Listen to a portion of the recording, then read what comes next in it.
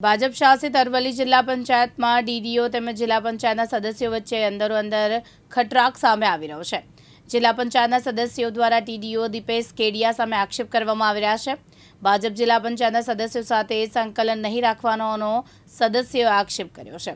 તેમજ આગામી 27 માર્ચે યોજાનાર સામાન્ય સભા રદ કરવા રજૂઆત કરાઈ છે। બજેટ માટે યોજાનાર સામાન્ય સભાનો બહિષ્કાર કરવામાં આવશે। આ બાબતે ડીડીઓને મળી જિલ્લા પંચાયત સદસ્યનું લેખિતમાં જાણ કરી છે। અરવલ્લી જિલ્લા પ્રમુખ જે અરવલ્લી જિલ્લા પંચાયતમાં જે જિલ્લા વિકાસ અધિકારી શ્રી અમારા સંકલનમાં તમામ શાખાઓ અમારા સંકલનમાં કોઈ રહેતા નથી।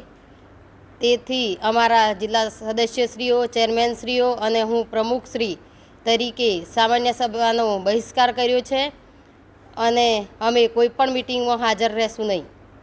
આગામી કોઈ જિલ્લા પંચાયતનો સરકારી પ્રોગ્રામ થશે એમાં આગામી કોઈ પણ જિલ્લા પંચાયતનો સરકારી કાર્યક્રમ થશે તો અમે હાજરી આપશું નહીં। તમારી માગણી શું છે?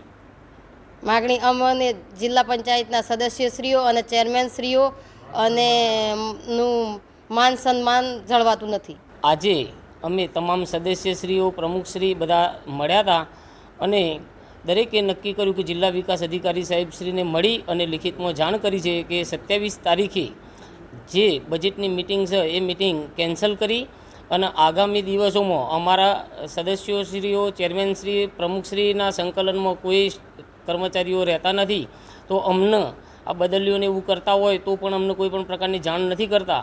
એના કારણે અમે આ મિટિંગ બંધ રાખી છે અને બધાએ અમે એવું નક્કી કર્યું છે કે જિલ્લા પંચાયતના કોઈપણ કાર્યક્રમમાં સદસ્યશ્રીઓએ ચેરમેનશ્રીઓએ પ્રમુખશ્રીએ કોઈએ હવે હાજર રહેવું નહીં। જયદીપ ભાટિયા, દિવ્યાંગ ન્યૂઝ, અરવલ્લી।